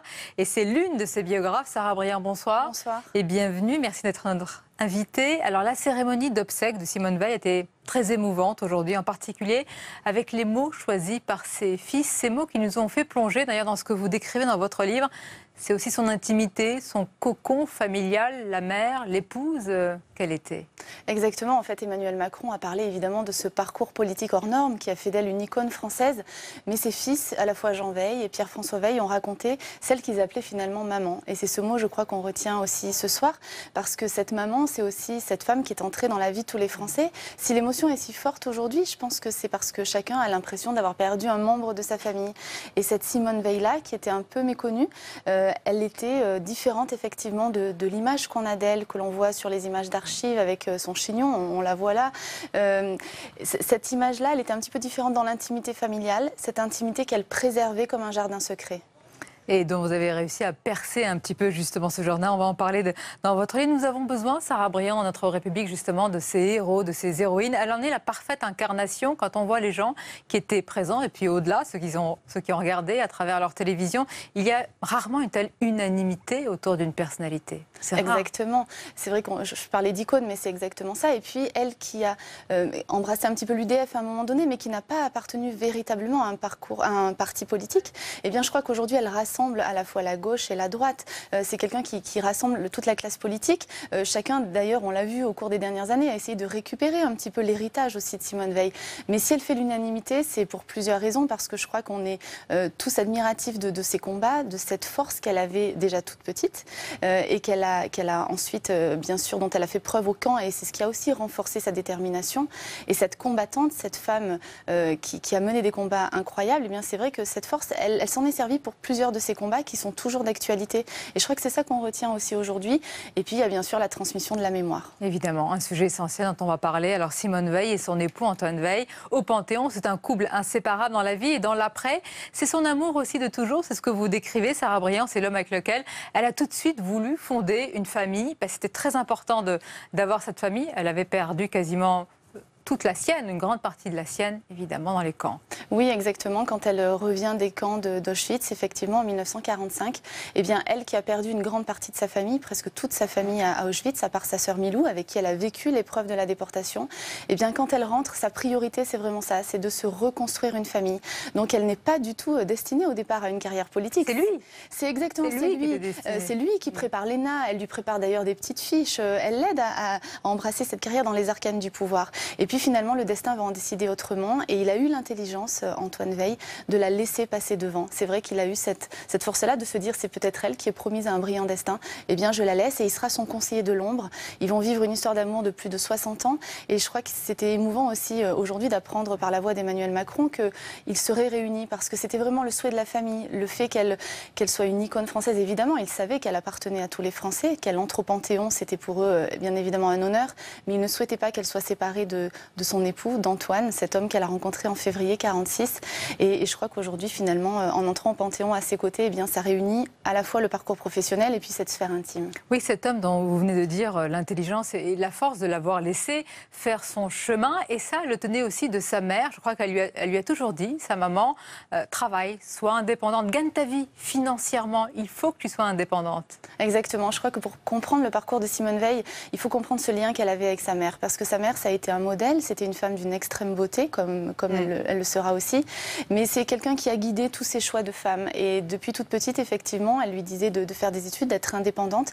C'est quelque chose qu'elle a gardé en tête parce qu'elle a souhaité passer le bac en pleine guerre. Elle a continué, tout en étant cachée, à préparer les épreuves du bac. Elle passera les épreuves. Il y aura l'épreuve de la déportation qui va arrêter tout cela. Mais à son retour, elle découvre qu'elle a eu le bac. Elle reçoit ce diplôme qui arrive, c'est incroyable, quelques mois après chez elle, à une adresse où plus personne n'existe et plus personne n'est là. Et finalement, elle va tout de suite se souvenir de ce que sa mère lui a dit et commencer des études de droit, des études de sciences politiques, ce qui était assez rare à l'époque pour une femme, pour une jeune fille en tout cas. Et voilà, donc elle va mettre après cette carrière-là entre parenthèses pour se consacrer à sa famille, mais elle a toujours gardé ça en tête. Et ce visage de femme, c'est important aussi de rappeler que sur son épée d'académicienne, elle a fait graver un visage de femme. Alors c'est à la fois le combat pour les femmes qu'elle a toujours mené, mais il y a aussi à comprendre dans ce visage-là, le visage de sa mère. Bien sûr. Vous parlez de visage, justement. Moi, j'ai beaucoup aimé la photo que vous avez choisie. On va la voir pour illustrer ce livre, cette biographie. Depuis quelques jours, on a vu énormément de photos où on la voit toujours impeccable. Le chignon est impeccable. Et puis, il y a cette photo où on la voit naturelle. Et puis, elle sourit. Une photo, je crois, qui date de 1974. Je suppose que vous l'avez choisie pour ça. Ça a dû vous frapper, ce côté naturel. Oui, ce qui me plaisait, c'est effectivement de voir une Simone Veil justement un petit peu dans l'intimité, un petit peu différente de cette image un peu stricte, de cette carapace aussi qu'elle s'était efforcée de garder, parce que l'épreuve de la déportation, évidemment, lui a fait endosser une carapace qui imposait une certaine distance. Simone Veil, c'est quelqu'un qui imposait véritablement du respect et une vraie distance. Et là, c'est vrai qu'on la voit un petit peu différente. Et puis, ce que j'ai aimé, moi, dans cette photo, c'est ce regard père dont ses fils ont rappelé ce matin qu'il était bouleversant. C'est ce regard qui a bouleversé, qui a séduit son mari en 1946, c'est comme je le disais quand il l'a rencontrée, parce qu'il y avait à la fois cette grande beauté qui la caractérise, mais il y a aussi toutes les blessures qu'elle a traversées. Et je crois que dans ce regard, finalement, il y a un petit peu tout cela. Et lorsqu'on la voit sur cette photo, elle regarde le lecteur, ou en tout cas le téléspectateur, tous les Français dans les yeux. Très juste. Vous avez dit la distance. C'est vrai, pour ceux qui l'ont connue, elle mettait cette distance. Certains pensaient que c'était de la froideur, mais c'était une vraie distance. Et vous, pour aller au-delà de cette distance, vous avez rencontré pour ce livre ses proches, ses anciens collaborateurs, sa famille, bien sûr. Et à chaque fois, on retrouve cette pudeur qu'elle avait par rapport au tragique qu'elle a vécu. Ça l'a beaucoup suivi, cette pudeur. Oui, c'est vrai que exactement. Et puis, je parlais de carapace. C'est vrai que dans la sphère publique, c'est quelqu'un qui imposait cette distance-là. Il y a finalement que Jacques Chirac qui pouvait la prendre par les épaules. Il y avait une photo magnifique d'ailleurs, vous l'avez vu, avec ces cigarettes, tous les deux, lui allumaient la cigarette. Il y avait une complicité. C'est une époque aussi. Oui, exactement. Et beaucoup d'élégance dans la photo. Exactement. Et puis on sent cette amitié, cette complicité aussi qu'ils ont eue, même s'ils se sont combattus pour les élections européennes en 79. Et on a vu des débats où ils s'affrontaient, où elle aussi a dû s'imposer en tant que femme dans une sphère comme ça politique très masculine à l'époque, il faut le rappeler. Mais c'est vrai qu'il y a cette complicité-là qui existait, et cette distance finalement, il n'y a que dans la sphère privée qu'elle pouvait un petit peu la laisser de côté. C'est là qu'elle pouvait détacher ses cheveux notamment, alors qu'on la voit toujours avec son chignon. Donc voilà, il y a ces photos qui existent dans le cadre familial où on la voit les cheveux détachés en vacances, dans sa maison de Normandie ou autre. Et c'est là qu'elle pouvait un petit peu se laisser aller, raconter aussi ses blessures. Et c'est dans cette sphère-là aussi qu'elle a pu commencer à transmettre cette mémoire. C'est venu finalement assez tard, parce que cette distance, elle a dû aussi se l'imposer elle-même, parce que la France, en 1945, n'était pas prête à entendre la parole des déportés. C'était assez difficile. Elle pouvait le faire avec ses compagnons de la déportation, qui sont Marceline Loridan ou Paul Schaffer. Oui, d'ailleurs, elle avait des rendez-vous, presque, elle se fixait des rendez-vous secrètement pour en parler. Oui, c'est vrai qu'elle ne prévenait même pas son mari, parce qu'elle estimait finalement que c'était son jardin secret. Et même dans sa famille, c'était assez difficile, parce que même son mari, qui voulait pourtant évidemment son bien, c'était aussi pour son bien qu'il lui disait cela, mais dès qu'elle commençait à parler de la déportation, au retour des camps, il lui demandait de passer à autre chose, parce que pour lui, voilà, il fallait qu'elle avance, il fallait qu'elle se construise dans cette France aussi qui grandissait et qui changeait. C'était une façon de tourner la page aussi. Mais c'est vrai que pour elle c'était normal de pouvoir dire l'indicible aussi dans cette sphère privée. Et elle le partageait, vous l'avez dit, avec Ginette Kolinka et Marceline Loridan. Évidemment, Marceline, qui s'appelait à l'époque Marceline Rosenberg, et c'était Simone Jacob, adolescente, déportée dans le même convoi pour Auschwitz. Plus que des amies, ce sont des sœurs de vie. C'est ainsi que Marceline définit sa relation avec Simone, des sœurs de vie. Oui, elles se sont rencontrées dans cette koya, c'est-à-dire cette couchette à Auschwitz. Elles étaient l'une en face de l'autre. Et entre Simone Jacob, donc jeune fille de 16 ans, et cette jeune fille aussi rousse, qui avait un caractère bien trempé aussi, eh bien, elles ont été, comme vous le disiez, des compagnons un petit peu de lutte aussi, parce qu'elles ont dû user aussi de stratagèmes pour survivre. Une fois que l'appel avait été fait à Auschwitz, elles se cachaient sous des couvertures quelquefois pour avoir quelques heures de répit. Donc c'est vrai qu'elles ont tout traversé ensemble. Elles ont traversé toute l'épreuve de la déportation et elles se sont retrouvées quelques années après à Paris. Et ce lien indéfectible, eh bien, elles l'ont gardé jusqu'à ces dernières semaines. Il y a une phrase qu'elle détestait entendre, Simone Veil, et qui même l'a choquée profondément, c'est lorsque quelqu'un lui disait « Mais je comprends ce que vous avez vécu ». Alors personne, évidemment, sauf ceux qui ont vécu cet indicible, ce tragique dont vous parlez, ne peut comprendre cette réalité, cette barbarie. Et cette phrase, vous le dites, hein, elle a toujours choqué. Et on peut comprendre la distance qu'elle mettait par rapport à quelqu'un qui lui dit moi, je comprends ce que vous avez vécu. Parce qu'on ne peut pas comprendre. Exactement, on ne peut pas comprendre. Et finalement, il y a eu aussi des attaques. Et c'est vrai qu'à chaque fois, elle a répondu, que ce soit des attaques du Front National, des attaques antisémites, elle a répondu de façon très violente. Cette liberté de ton et cette liberté de parole qu'elle avait, c'est parce que aussi cela, toutes les attaques qu'elle a reçues, l'a touchée de façon très intime. Et c'est vrai que finalement, je voulais parler de tout ça aussi pour arriver à cette transmission et de dire qu'à un moment donné, elle a voulu faire comprendre ce qu'elle avait vécu à sa famille et elle a fait un voyage en 2004 de façon assez récente, mais qui était très beau. Elle a emmené toute sa famille sur les traces de son passé. Et c'est un voyage qui, aujourd'hui encore, émeut beaucoup la famille parce qu'elle leur a montré les lieux où elle était. Elle a mis des mots sur ce qu'elle avait vécu. Dans votre livre, il y a une question majeure, vous venez de l'esquisser un petit peu, qui est sans doute l'un des défis vraiment les plus importants des prochaines années, c'est la mémoire.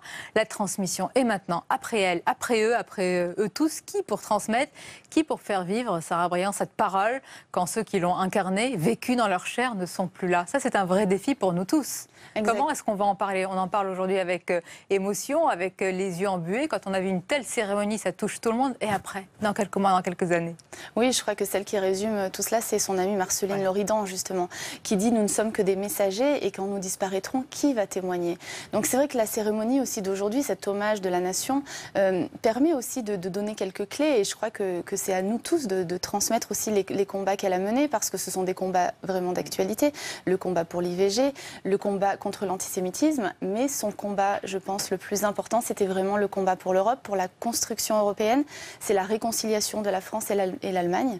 C'était un combat pour la paix en Europe, pour dire aussi tout ce que j'ai vécu moi, je ne veux pas que ça se reproduise. Et des combats que certains pourraient dire, et qui ne sont absolument pas secondaires, mais c'était presque des combats quotidiens pour elle, et dont peut-être ils avaient moins d'écho. Ce sont les combats pour les gens déshérités, les femmes déshéritées, qui rejoint aussi le combat pour l'abolition de l'IVG. Mais cela, ça a été un peu passé inaperçu, écrasé par tous ces autres combats plus important, on va dire.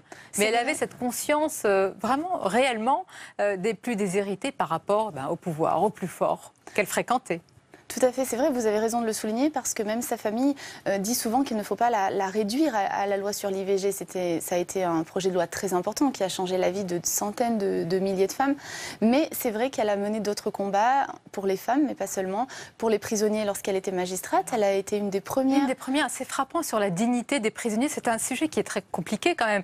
Il l'est encore aujourd'hui. Et à l'époque de parler de la dignité des prisonniers, il n'y a pas beaucoup de gens qui s'y intéressaient. Non, mais parce qu'elle, c'était évidemment un miroir de sa propre histoire, de voir des personnes derrière des grillages, de voir des gens qui avaient perdu toute dignité, qui étaient dans des lieux, elle qui avait souffert de cette promiscuité. C'est quelque chose qui l'a révoltée. Et c'est vrai qu'elle s'est engagée dans ce combat-là notamment, jusqu'à quelquefois l'été, s'arrêter dans des prisons alors qu'elle était en vacances pour vérifier si les conditions de vie étaient correctes. Ça, c'est quelque chose évidemment qui l'a révulsée et dont elle a essayé de changer un petit peu les choses. Alors là aussi, effectivement, il y a d'autres grands combats comme ça qu'elle pourrait mener et qu'elle a mené aussi de façon plus ou moins cachée, qu'on n'a pas forcément connue de façon médiatique. Peut-être, j'espère qu'on va les découvrir petit à petit. Là maintenant, il y a ce livre, Sarah Briand. Il y a aussi, je l'ai évoqué tout à l'heure, un documentaire pour l'émission Un jour un destin avec Laurent Delahousse. Documentaire remarqué qui a eu un gros succès d'audience pour sa rediffusion encore. Et ce livre, comment vous avez eu accès à un véritable cocon familial, mais qui vraiment dont elle défendait jalousement ce cocon. Comment vous avez eu cette clé-là?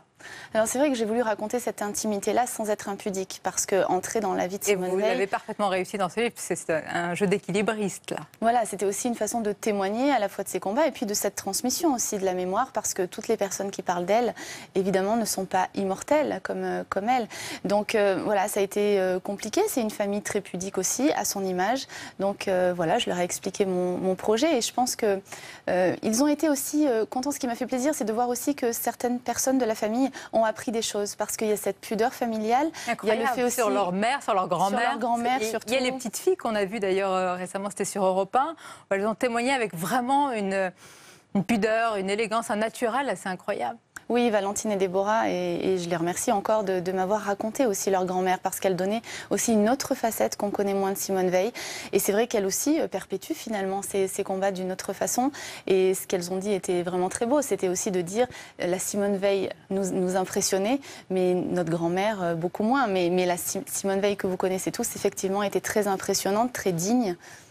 Et tout le monde lui dit merci. Évidemment, et si on veut découvrir cet aspect plus intime, plus naturel à l'image de la photo que vous avez choisie, eh bien il faut lire ce livre qui est maintenant sorti en poche, c'est encore plus pratique. Sarah Briand, Simone, éternelle rebelle. Merci encore d'avoir été notre invitée.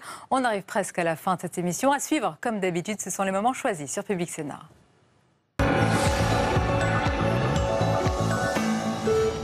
Alors c'était d'abord un discours politique sérieux, cadré, timé au sens où il y avait un calendrier qui peut être, comment dirais-je, vraisemblablement tenu. Bon. Est-ce que j'ai voté la confiance? Non, parce que la confiance, ça se construit. C'est bien, vous dites une chose et en fait... c'est pas parce que le discours est sérieux que je suis d'accord sur tout. Il y a beaucoup de choses que je peux partager, il y a des choses que je ne partage pas. On s'attend à trois choses du discours du Premier ministre. De la lucidité sur la situation actuelle, qu'elle soit financière pour notre pays, ou l'état social ou économique de ce pays. J'attends de l'engagement et du courage.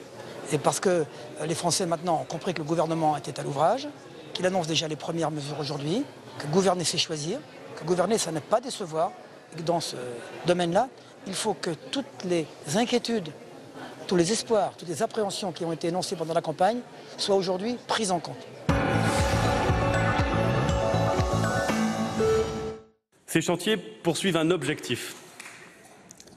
Combler le fossé qui se creuse entre deux France que certains voudraient opposer, entre deux France qui se vivent parfois comme entrant en opposition, mais entre deux France qui ne peuvent pas réussir l'une sans l'autre. J'entends par là évidemment la France des métropoles mondialisées et celle dite périphérique. C'est tout l'objet de la Conférence nationale des territoires que le président de la République a souhaité constituer et dont la première réunion se tiendra mi-juillet. Si vous en êtes d'accord, elle pourrait justement se tenir au Sénat.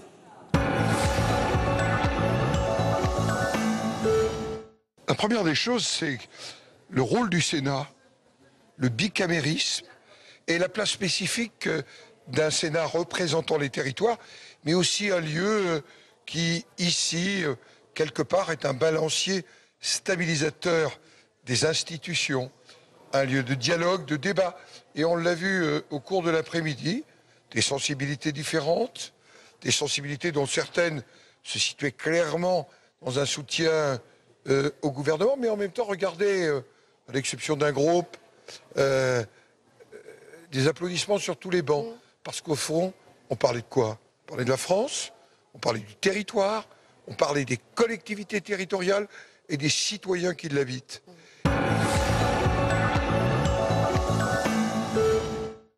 Un mot sur une annonce discrète mais symbolique.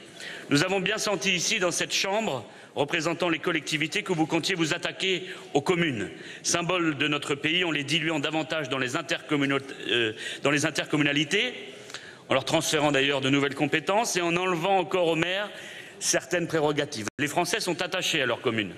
Et à l'image du maire, serviteur public de proximité, soyez sûr que toute tentative de vous attaquer à ces symboles sera fermement combattue. Alors, et je conclus, vous marchez mais vous ne savez pas vers où.